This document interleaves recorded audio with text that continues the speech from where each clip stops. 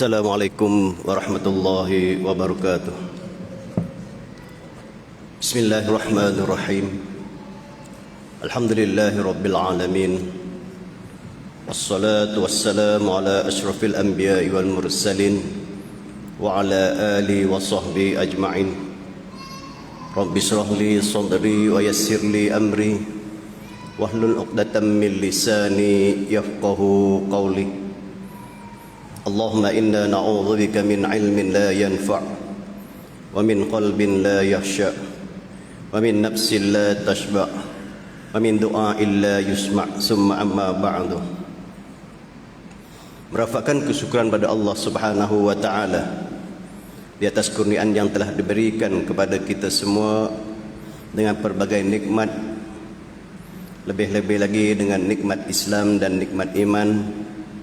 Dan harus kita syukuri juga dengan taufik dan hidayah Allah, kita dapat sama-sama istiqomah solat berjemaah 5 waktu, tidak kiralah di masjid ataupun di surau mana-mana. Mudah-mudahan sementara Allah masih lagi memberi pinjaman nyawa kepada kita, teruskanlah istiqomah kita dalam solat fardu berjemaah insya-Allah. Terlebih dahulu saya ingin menyeru kepada diri saya dan juga kepada tuan-tuan, mungkin ada yang terlupa ataupun mungkin secara tidak langsung terlupa untuk niat iktikaf. Jadi perbaharulah iktikaf kita. Nawaitu iktikafa fi hadzal masjid sunnatan lillahi ta'ala. Mudah-mudahan dalam kita duduk dalam masjid menunggu waktu isyak, dapatlah juga kita ganjaran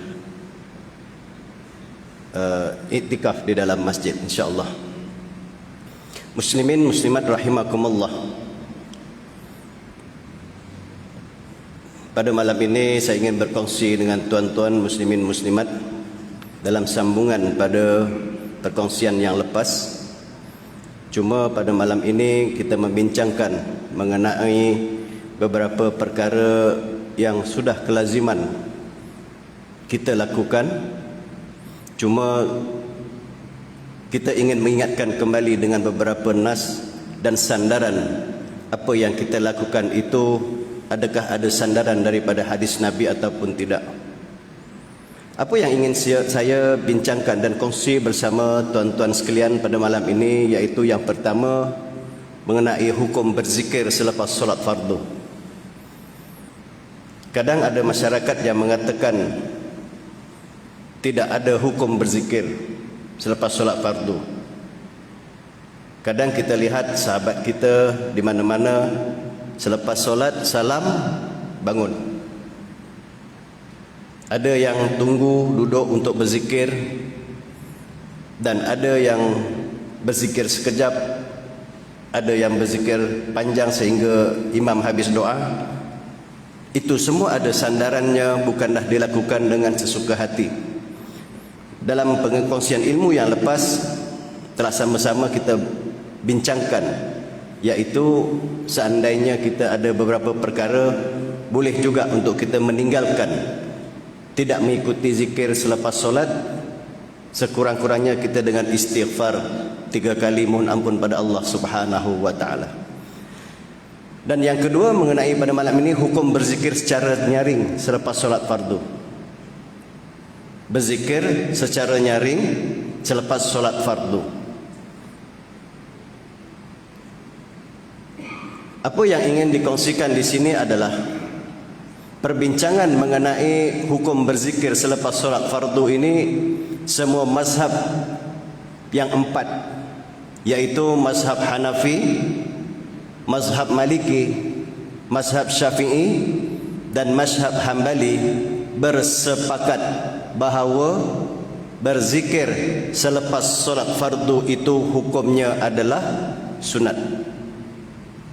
Cuma di antara keempat-empat mazhab ini, keempat-empat imam ini mempunyai beberapa percanggahan mengenai waktu bilakah yang sepatutnya zikir itu dilakukan.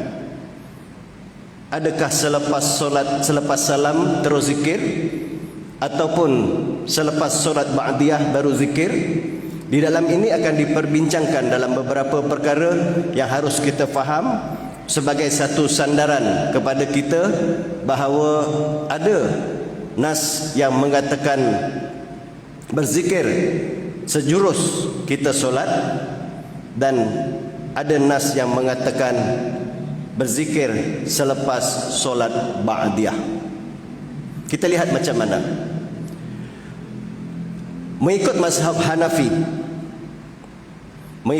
Hanafi, jika sekiranya solat fardu itu mempunyai solat sunat ba'diyah, contoh Zuhur, Maghrib, Isya, 3 ni.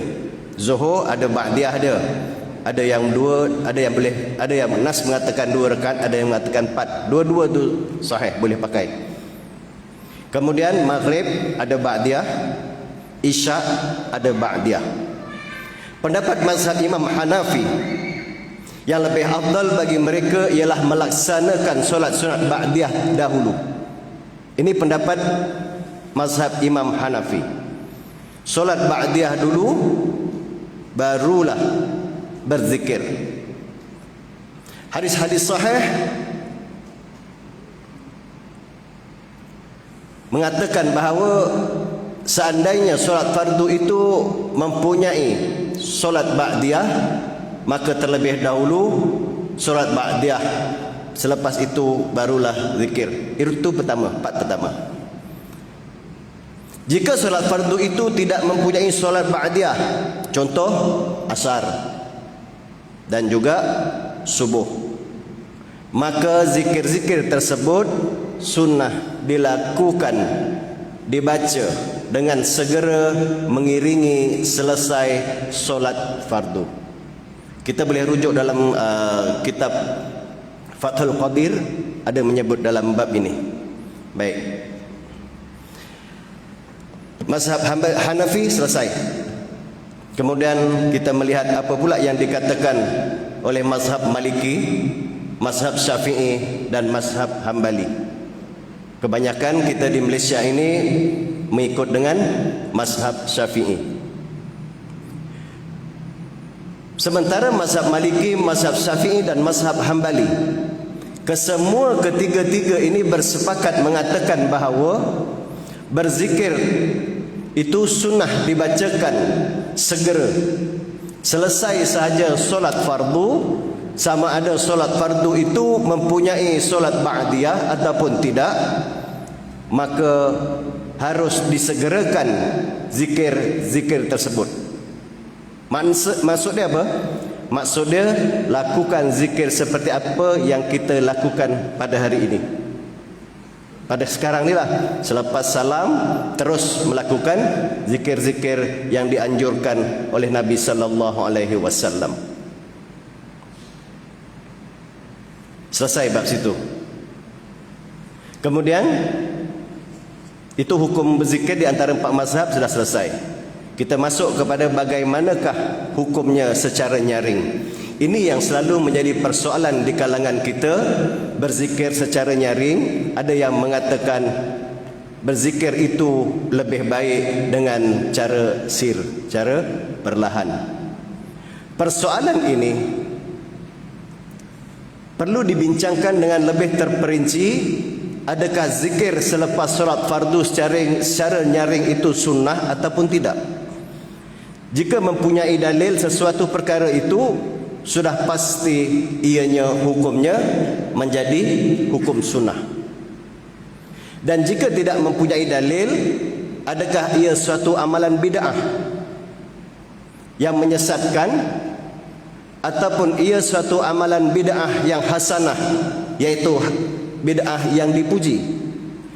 Perkara ini difokuskan kerana fahaman-fahaman yang telah menghamburkan suara-suara yang agak sumbang dalam masyarakat kita, yang menyatakan bahawa zikir selepas solat secara nyaring itu pada 5 waktu solat itu adalah perkara yang bid'ah.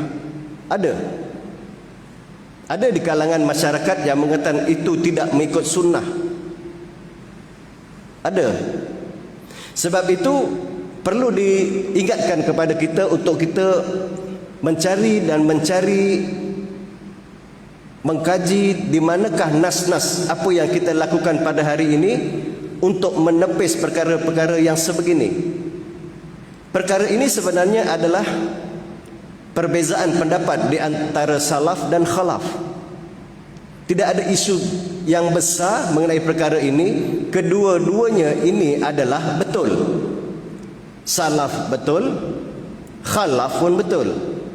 Cuma yang menjadi permasalahan besar dalam masyarakat kita pada hari ini adalah masing-masing menyatakan dengan ekstrimnya, saya betul, kamu salah, kamu betul, saya salah.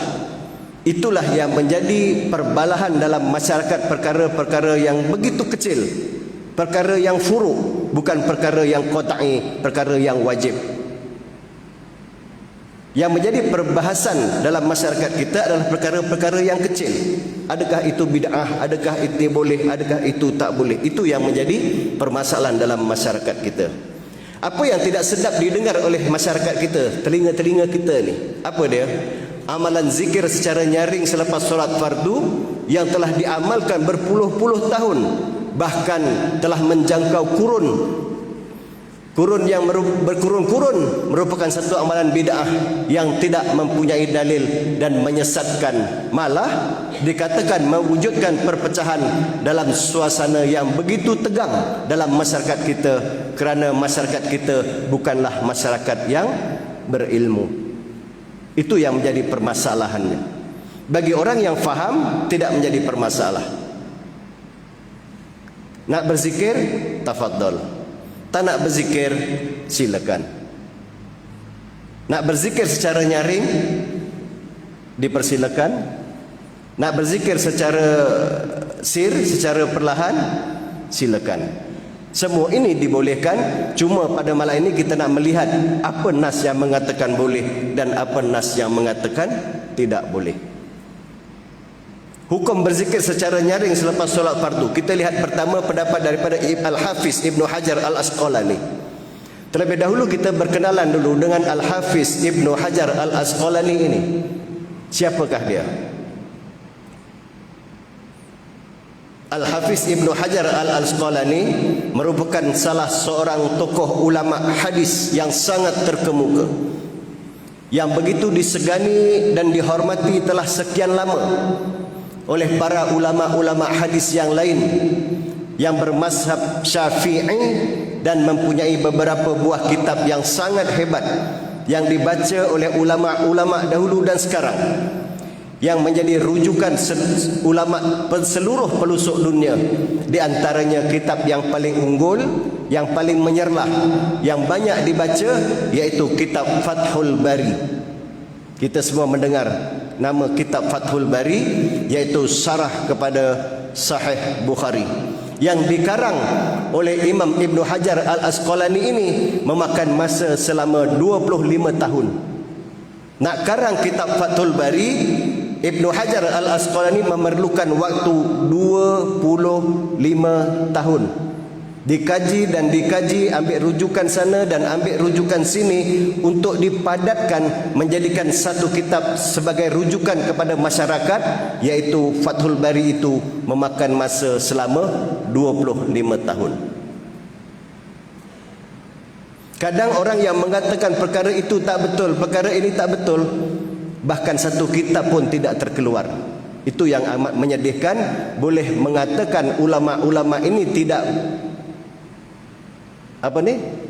sahih, bahkan mengatakan ulama-ulama ini tidak diguna pakai. Sedangkan ulama-ulama ini telah menghasilkan karya tulisannya yang begitu unggul selama 25 tahun yang dibaca oleh para ulama Nusantara. Dan kitab ini yang paling unggul daripada 49 buah kitab yang pernah dikarang.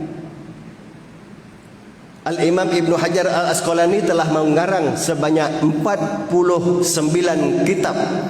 Bukan Fathul Bari sahaja, 49 kitab, dan yang paling masyhur adalah kitab Fathul Bari. Itu yang paling masyhur. 49 buah kitab pernah dikarang oleh ulama-ulama hadis di dalam menghuraikan kitab Sahih Bukhari. 49 buah kitab. Dan salah satu daripadanya ialah Al-Hafiz Ibnu Hajar. Maksudnya begini, 49 kitab tadi dikarang oleh ulama-ulama hadis bagi menghuraikan dan menterjemahkan kitab Sahih Bukhari tadi. Dan salah satunya adalah pandangan Al-Hafiz Ibnu Hajar ini dalam merungkaikan permasalahan-permasalahan, kerana pandangan beliau adalah sangat dihormati oleh para ulama lain dan dianggap sebagai di antara pandangan yang paling muktabar di kalangan ulama-ulama hadis. Dialah Ibnu Hajar Al-Asqalani.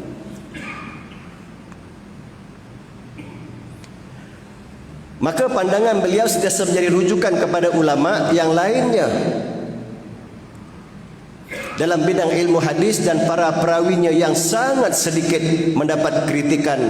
Tidak ramai ulama yang berani mempertikaikan, tidak ramai ulama yang berani mempertikaikan pandangan Ibnu Hajar Al-Asqalani ini, kerana semua pandangannya adalah bersandarkan kepada hadis-hadis yang sahih ataupun hasan, dan dikeluarkan dengan penuh berhati-hati dan cermat oleh Ibnu Hajar Al-Asqalani untuk menampilkan hujah-hujah dalam hadis itu. Semua ditampilkan dengan hadis-hadis yang sahih dan hadis-hadis yang hasan. Cuma apa yang ditulis oleh Ibnu Hajar Al-Asqalani ini mengenai permasalahan berzikir secara nyaring ini dalam kitab Fathul Bari, apa katanya? Baik. Dalam satu hadis Rasulullah sallallahu alaihi wasallam, anna Ibnu Abbas radhiyallahu anhuma akhbara anna raf'a as-sauti bidzikri hina yansarifun nas minal maktubah kana ala ahdi Nabi sallallahu alaihi wasallam. Wa qala Ibnu Abbas kuntu a'lamu idzan sarafu bidzalika idza sami'tuhu. Imam Bukhari telah meriwayatkan satu hadis yang bermaksud Abdullah ibnu Abbas radhiyallahu anhu telah memberitahukan atau memberitakan sesungguhnya menyebut kalimah-kalimah zikir secara nyaring selepas selesainya para makmum daripada solat 5 waktu telah berlaku semenjak zaman Nabi sallallahu alaihi wasallam lagi. Berkata Abdullah ibnu Abbas lagi, aku hanya mengetahui para sahabat telah selesai melaksanakan solat fardu setelah aku mendengar mereka berzikir secara nyaring. Itu nas.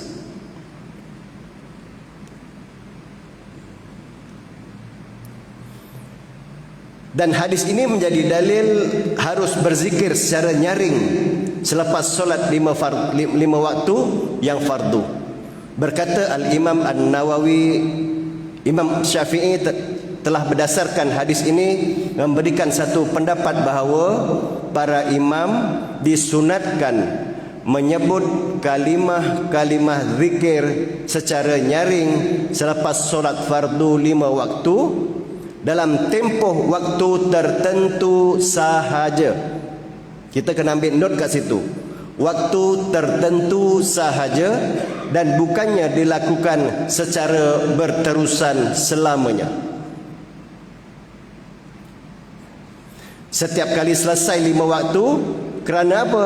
Kerana berzikir secara nyaring matlamatnya adalah bertujuan untuk mengajar para makmum tentang kalimah-kalimah zikir yang bagaimana dengan zikir-zikir itu zikir yang betul dan yang mengikut sunnah Nabi sallallahu alaihi wasallam.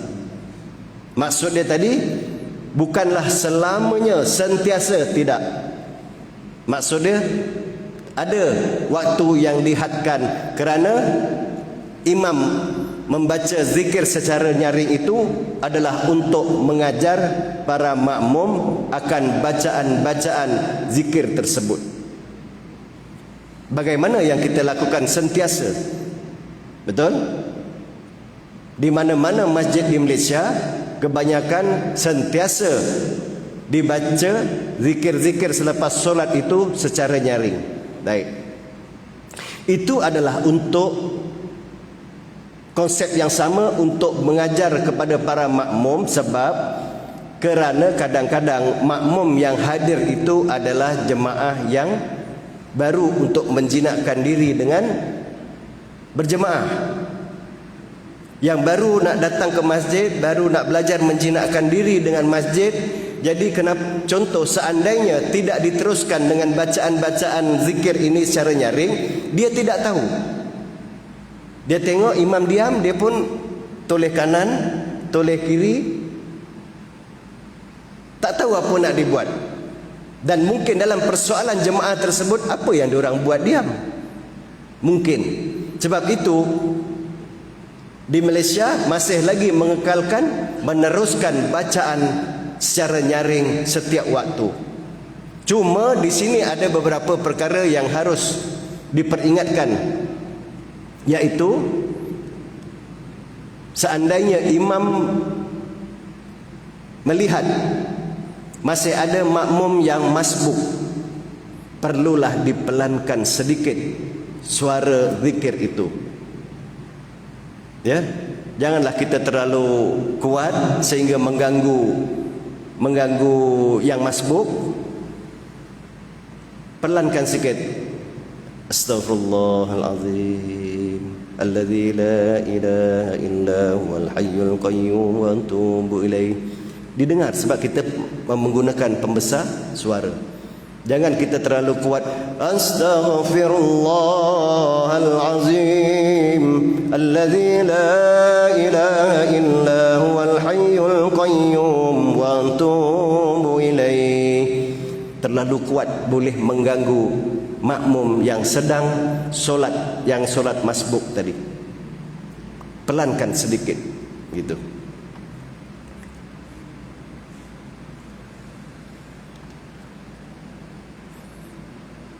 Pendapat yang dipilih oleh Imam Syafi'i ialah sesungguhnya imam dan makmum disunatkan berzikir secara perlahan, melainkan seorang imam yang berhajat mengajar pada makmumnya. Imam perlu baca agak kuat, maksudnya bagi keluar suara dia, sementara makmum cukuplah secara perlahan. Jangan makmum pun sama deras dengan imam. Imam baca la ilaha illallah wahdahu la syarikalah, makmum pun sama deras, la ilaha illallah wahdahu la syarikalah. Biar imam yang agak suara keras, makmum cukuplah sekadar perlahan yang kita dengar. Ya, dia berbeza, bukan macam takbir raya. Kalau takbir raya tu makmum pun kena kuat. Jangan makmum senyap pula. Allahu Akbar, Allah. Tak mahu. Zikir, makmum kena perjelaskan apa yang dia baca, maksudnya secara jahar, dan imam secara jahar, makmum pelan. Bagi sama-sama boleh baca mengikuti imam. Baik, dan hadis tersebut telah disokong dalam satu riwayat yang lain daripada Imam Bukhari yang berbunyi an Ibnu Abbas radhiyallahu anhuma qala kuntu a'rifun qida'a salatin nabi sallallahu alaihi wasallam bitakbir. Daripada Abdullah bin Abbas radhiyallahu anhu katanya, sesungguhnya aku mengetahui selesainya Rasulullah sallallahu alaihi wasallam daripada solat fardu dengan ucapan takbir. Ini dalam hadis ini juga mengatakan apa? Mengatakan boleh selepas selesai solat fardu kita bertakbir. Macam mana? Takbir macam biasa. Lepas sembahyang, lepas salam, Allahu Akbar, Allahu Akbar, Allahu Akbar. Sunnah Nabi menyebut 3 kali. Cuma Di sini timbul permasalahan. Masalahnya apa? Benda ni adalah sunnah. Cuba kalau kita buat di masjid ni, apa katanya? Confirm masjid ni. Ambil je lah jaiz. Masjid ni kena ambil ni. Contoh. Betul tak? Sedangkan itu adalah sunnah Nabi. Sunnah Nabi mengatakan dibolehkan untuk kita apa? Yang disebut tadi. Kuntu a'riful qidha'a salatin Nabi sallallahu alaihi wasallam bitakbir. Ibnu Abbas mengatakan apa? Abdullah Ibnu Abbas mengatakan apa? Sesungguhnya aku mengetahui selesainya Rasulullah sallallahu alaihi wasallam salat fardu dengan ucapan takbir. Lepas bayang takbir, Allahu Akbar, Allahu Akbar, Allahu Akbar, sebegitu. Agak-agak kalau masjid ni buat habis AJK semua, penat nak jawab, kan? Kita tak buat. Sebab kerana kita tidak mengamalkan sunnah ni. Start malam ni buat masjid ni. Jangan. Nanti jadi satu isu. Baik. Faham semua ya? Selesai. Maksud apa? Dibolehkan berzikir secara nyaring. Kalau nak buat takbir mengikut sunnah Nabi, boleh buat tu terpulang. Di rumah boleh. Sekali kita ambil sunnah. Dan bagaimana pula setengah-setengah imam ada mengatakan apa? Wa qulil hamdulillahilladzi lam yattakhiz walada wa lam yakul lahu waliyyun minadh-dhulli wa kabbirhu takbira, selepas salam. Kan? Patutlah panas. Panas berdebur pun dia.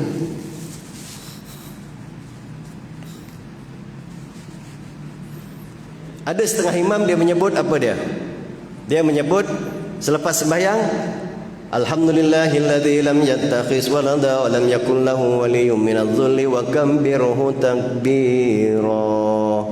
Astaghfirullahal azim alladzi la ilaha illa huwal hayyul qayyum wa atubu ilaih. Ada sebegitu kan? Baik. Bacaan itu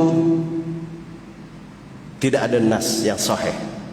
Cuma ada pendapat guru-guru pondok yang mengatakan selesai sahaja kita melakukan sesuatu perkara yang baik, kita ucapkanlah alhamdulillah. Itu. Boleh kita menyebut secara dalam hati ataupun secara pelan untuk diri kita. Sebab apa? Apabila seseorang imam mengatakan secara jahar, kita biasa dengar kan, imam menyebut wa qulil hamdulillahilladzi lam yattakhiz walada. Makmum yang berpendapat berbeza, dia akan mengatakan tak sunnah langsung, kenapa imam buat yang sebegitu. Jadi untuk mengelakkan daripada pelbagai fitnah, eloklah seseorang imam itu membaca secara sir dalam diri dia, alhamdulillahilladzi lam yattakhiz walada wa lam yakun syarikun fil mulk. Itu. Serupa juga setengah-setengah imam di masjid-masjid mana pun, dia akan sebelum berdoa dia akan baca apa? Ud'uni astajib lakum. Kan? Setengah-setengah imam sebelum berdoa dia ud'uni astajib lakum. Dia akan baca itu. Seolah-olah, dan dia membaca itu secara berterusan. Setiap kali menjadi imam dan setiap kali dia akan sebelum membaca doa, dia akan baca ud'uni astajib lakum, seolah-olah itu adalah satu kewajipan. Orang yang tak faham akan mengatakan, adakah itu wajib dibaca? Contoh apabila seorang imam itu baca ud'uni astajib lakum, tiba-tiba imam yang lain tak membaca. Bagi orang yang kurang faham, dia akan kata apa? Imam ni salah lah ni, dia tak baca, tak ikut sunnah. Janganlah kita begini ya. Sepatutnya seseorang imam itu dia boleh ada kalanya membaca, ada kalanya dia tak perlu baca. Ud'uni astajib lakum. Jadi untuk mengelakkan kekeliruan, elok imam tak perlu baca. Sebab kalau nak baca secara sendiri, maksud dia secara dalam hati, ud'uni astajib lakum, barulah bismillahirrahmanirrahim alhamdulillahirabbil alamin, itu terpulang. Serupa juga dalam doa-doa yang diajarkan dalam kitab Al-Adhkar, Imam An-Nawawi telah menyebut adab-adab cara kita berdoa bagaimana. Adab berdoa itu terlebih dahulu, kalau tak silap saya, pernah dihuraikan oleh Ustaz Ustaz siapa? Ustaz yang tinggi-tinggi itu, Anzaruddin. Ustaz Anzaruddin. Dalam Al-Azkar menyebutkan, kita kalau nak berdoa itu yang pertama hendaklah kita menjatuhkan diri kita dulu. Maksud dia apa? Kita merendahkan diri kita kepada Allah. Sebelum kita minta ampun, kita sebut dalam ayat Quran, Rabbana zalamna anfusana wa illam taghfir lana wa tarhamna lanakunanna minal khasirin. La ilaha illa anta subhanaka inna kunna minaz zalimin. Itulah satu untuk kita mengakui akan kelemahan kita, akan dosa kita. Barulah kita minta kepada Allah, Allahumma ighfir lana dhunubana, barulah kita minta ampun kepada Allah. Itu. Kadang setengah orang terus je, Allahumma inna nas'aluka salamatan fid din wa afiatan fid, minta dulu. Yang Allah, yang istighfar tadi, yang mohon ampun kemudian di belakang. Peradaban itu kurang cantik. Serupa juga, kadang setengah-setengah kita lari sikit. Dah terpesong kita lari sikit daripada tajuk yang ni. Setengah-setengah imam membaca apa dia? Yang boleh menjadikan hukum makruh dalam solat. Ya? Saya dah sebut pada pada hari Rabu yang lepas, hukum makruh jangan terjadi sebegitu. Kalau kita menjadi imam, lebih lagi kita sebagai seorang laki-laki yang selalu menjadi imam di rumah. Di rumah ataupun kadang-kadang di surau atau di mana-mana tempat, kita tengok kemeh sikit, pakai jubah, toleh kanan, toleh kiri, imam tak datang, main tolak. Itu yang kita kadang terkena tu. Serupa juga malam ni agak terkena jugalah ni. Bukan terkena, menggantikan tempat penceramah yang tak sihat. Gitu, bukan terkena, tidak. Telah dipersetujui. Jadi jelas. Kadang perkara-perkara yang sebegitu, yang tidak ada nas, jangan dilakukan kerana boleh menimbulkan fitnah. Dan kadang masyarakat kita menganggap apa? Adat dianggap sebagai ibadat, dan ibadat dianggap sebagai adat. Kita kena faham tu. Adat dianggap ibadat, dan ibadat dianggap adat. Contoh, akikah. Akikah adalah ibadat. Sunnahnya waktu bila? Yang terbaik adalah 7 hari. Tetapi kadang masyarakat dia tak buat akikah. Dia buat dalam 7 hari itu, dia buat majlis kesyukuran cukur jambul. Itu adat, bukan ibadat. Yang ibadat adalah akikahnya, bukan cukur jambul tu. Ini masyarakat Melayu lah ni. Masyarakat Melayu sebegitu. Akikah kendian, tetapi dia buat kenduri kesyukuran. Kenduri syukur tu bagus, cuma majlis cukur jambul tu wajib. Naik buai wajib. Dendang Fatimah ya. Dendang Fatimah tu seolah macam satu kewajipan. Buai tu siap dihias dengan bunga sampai buai pun pening. Itu bukan sunnah. Itu bukan ibadat, itu adat. Yang ibadat ditinggal, tapi adat dibuat. Ini yang menjadi masalah pada kita. Jadi masalah kepada kita. Itu permasalahannya. Itu yang kadang-kadang terjadi satu perkara, kita membuat sesuatu ibadat tanpa sandaran. Itu yang bahaya kepada kita semua. Tetapi malam ini kita menjelaskan bahawa berzikir yang selepas solat itu dibolehkan. Kita ada nas untuk menerangkan kepada kita, kerana masyarakat, segelintir masyarakat menyatakan ini perkara yang bid'ah, yang tidak boleh dilakukan zikir secara nyaring dalam berjemaah. Itu. Selesai satu pendapat Al-Hafiz Ibnu Hajar Al-Asqalani. Itu pendapat yang pertama. Pendapat yang kedua iaitu pendapat Al-Hafiz Ibnu Rajab Al-Hambali. Siapa dia? Al-Hafiz Ibnu Rajab Al-Hambali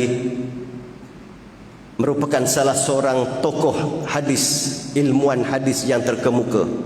Beliau bermazhab Hambali dan juga memiliki kitab sarah kepada Sahih Bukhari. Ya. Dia juga, Ibnu Rajab juga mempunyai kitab yang mensyarahkan Sahih Bukhari yang diberi namanya menyamai dengan nama kitab Al-Hafiz Ibnu Hajar Al-Asqalani, yaitu kitab Fathul Bari. Kalau tuan-tuan melihat kitab Fathul Bari, boleh tengok karangan siapa. Dia ada dua karangan. Yang pertama karangan Al-Hafiz Ibnu Hajar Al-Asqalani, dan yang kedua karangan Al-Hafiz Ibnu Rajab Al-Hambali. Dia ada dua jenis karangan. Dua-dua mentafsirkan dan menterjemahkan Sahih Bukhari juga. Nama kitabnya pun sama, Fathul Bari. Baik, kita lihat apa yang dikatakan olehnya, pendapat beliau mengenai perkara ini. Hadis yang telah diriwayatkan oleh Imam Ahmad bin Hanbal dengan sedikit penambahan terhadap lafaz hadis yang diriwayatkan oleh Imam Bukhari, iaitu maksudnya sesungguhnya para sahabat radhiyallahu anhu apabila imam, yakni Rasulullah sallallahu alaihi wasallam, dan mereka selesai memberi salam solat 5 waktu, solat fardu, mereka akan bertakbir sebanyak 3 kali. Justru itu, berdasarkan kepada hadis yang diriwayatkan oleh Imam Ahmad, telah jelas bahawa maksud bertakbir yang dilakukan di zaman Nabi sallallahu alaihi wasallam selepas solat fardu itu ialah bertakbir sebanyak 3 kali berturut-turut. Nampak? Jelas ya? Kalau ada orang buat, jangan kita pelikir, jangan kita katakan, oh ini politik. Tidak. Itu sunnah. Boleh. Jangan kita terlalu rigid. Jangan kita terlalu jumud, kita terlalu sempit pikiran kita. Ini buat takbir 3 kali, ini politik. Bukan. Ada hadisnya yang jelas.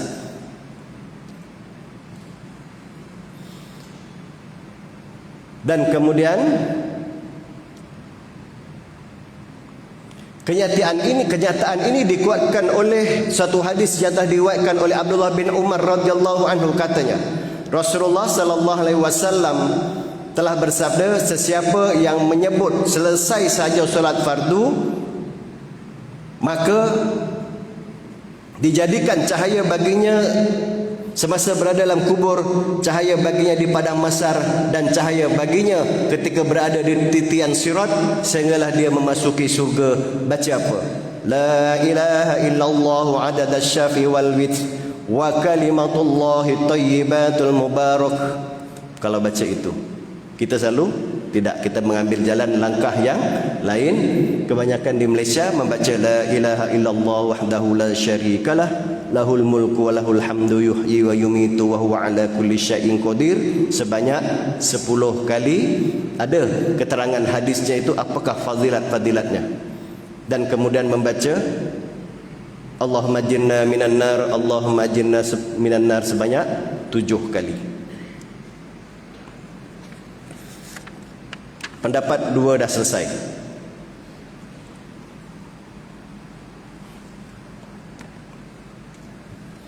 Kemudian saya langkau sikit sebab kita nak cepat. Adapun mana 2 pendapat ini, Ibnu Hajar Al-Asqalani dan juga pendapat daripada Ibnu Rajab Al-Hambali jelas mengatakan bahawa berzikir secara nyaring selepas solat fardu itu sunnah, dibolehkan.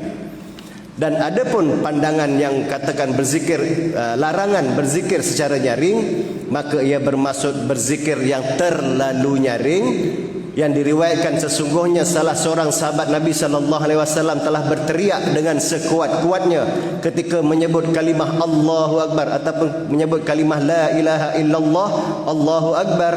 Maka Rasulullah sallallahu alaihi wasallam telah menegur sikap sahabat tersebut dengan sabdanya, perlahankanlah suara kamu, sesungguhnya kamu bukanlah menyeru seorang yang pekak dan tidak ada di hadapan kamu.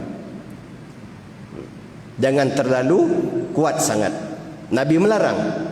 Dan sambil baginda mengisyaratkan kepada mereka dengan tangannya supaya para sahabat merendahkan suara mereka dan memperlahankan ketika berzikir. Memperlahan maksud janganlah kuat terlalu deras. Baca kuat untuk sama-sama makmum faham apa yang dibaca dan makmum boleh mengikuti apa yang imam baca.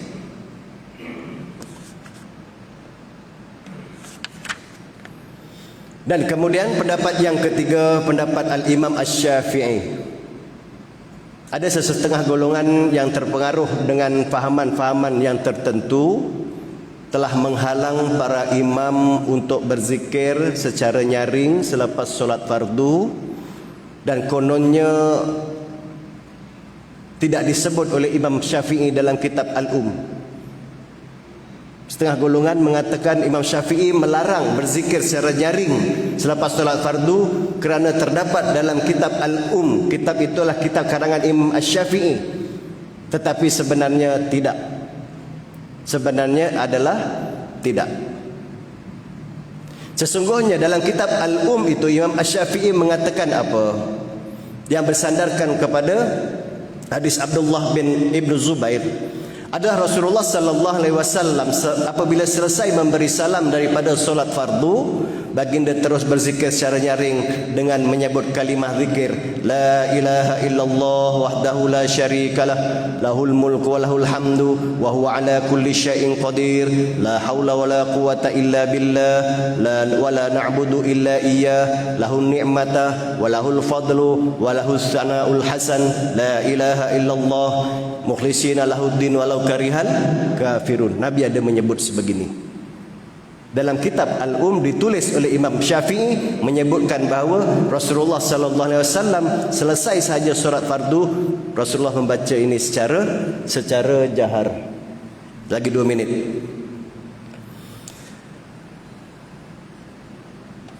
Jadi secara kesimpulan, kita ambil kesimpulan terus. Sesungguhnya imam dan makmum disunatkan bagi mereka untuk berzikir selesai sahaja solat daripada solat fardu 5 waktu secara perlahan, melainkan jika imam menghendaki supaya para makmum dapat belajar daripada bentuk dan cara zikir apa yang dibaca oleh imam. Dan di saat itu maka disunatkan baginya berzikir secara nyaring, sehinggalah apabila imam merasakan para makmum telah berjaya mengambil pelajaran daripadanya, maka hendaklah beliau kembali berzikir secara perlahan. Perlahan itu setakat perlahan yang biasa kita baca masyarakat kita ini. Dan kata-kata Imam Asy-Syafi'i inilah yang digunakan oleh mereka yang mendakwa tidak boleh berzikir dengan nyaring selepas solat 5 fardu, apabila Imam Asy-Syafi'i mengatakan selepas makmum faham akan bacaan imam itu, maka hendaklah cara perlahan. Tetapi diterjemahkan mengatakan Imam Asy-Syafi'i melarang baca zikir secara nyaring, disalah tafsirkan. Dan kesimpulan dengan kenyataan ini, 3 tokoh ulama telah menjelaskan bahawa kesemuanya adalah memberi hujah yang dan nas mengatakan berzikir secara nyaring selepas solat fardu itu adalah sunnah. Wallahu alam. Mudah-mudahan ia sedikit sebanyak dapat memberikan pengajaran kepada kita dan petunjuk. Mudah-mudahan kita dapat beramal dengan apa yang kita lakukan pada hari ini secara istiqamah. Yang baik itu daripada Allah Subhanahu wa taala, dan kesilapan yang lemah itu daripada kesilapan saya. Mohon maaf. Assalamualaikum warahmatullahi wabarakatuh.